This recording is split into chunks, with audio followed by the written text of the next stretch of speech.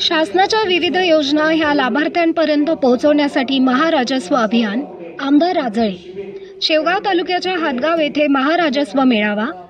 महाराष्ट्र शासनाने छत्रपती शिवाजी महाराज महाराजस्व अभियान हे शासनाच्या विविध योजनांचा लाभ हा जास्तीत जास्त लाभार्थ्यांना मिळतो की नाही हा उद्देश डोळ्यासमोर ठेवून या अभियानातून लाभार्थ्यांना विविध योजनांची माहिती मिळून योजनांचा लाभ मिळावा आणि कार्यकर्त्यांनी देखील लाभार्थी योजनापासून वंचित राहू नये यासाठी त्यांना सहकार्य करावे असे आवाहन शेवगाव पाथर्डी इथल्या कर्तव्यदक्ष आमदार मोनिकाताई राजळे यांनी या शिबिराच्या माध्यमातून ग्रामस्थांना व कार्यकर्त्यांना केले आहे।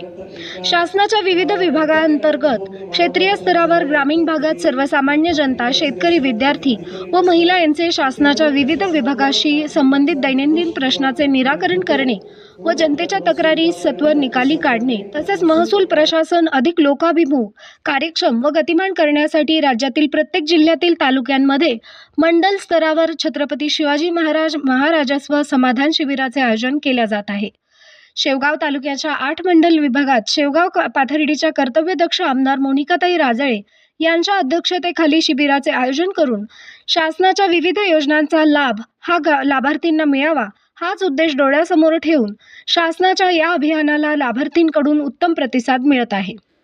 या शासनाच्या अभियानासाठी प्रांताधिकारी प्रसाद मते व शासनाच्या विविध विभागाचे अधिकारी, पदाधिकारी व ग्रामस्थ मोठ्या संख्येने उपस्थित होते।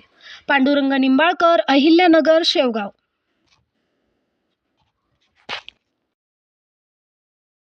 या ठिकाणी चालू आहे। आपण जिथे बसला त्या सभागृहाच्या डाव्या आणि उजव्या बाजूला आपल्याला जे लाभ या ठिकाणी तात्काळ देता येतील कागदपत्रांची पूर्तता केल्यानंतर त्यासाठी आपण नोंदणी करून ते लाभ द्यायचे काही योजना आहेत की त्याला आपल्याला तहसीलला जाऊन कागदपत्रांची छाननी असेल आणि 7-8 दिवसामध्ये त्याचे कागदपत्रांची पूर्तता झाल्यानंतर लाभ देता येतील असे काही जे आपल्या योजना आहेत, विशेषतः टोलाचे प्रकार किंवा संजय गांधी श्रावणबाळाची मुदतची आपल्याला तपासणी करावी लागते कागदपत्रांची।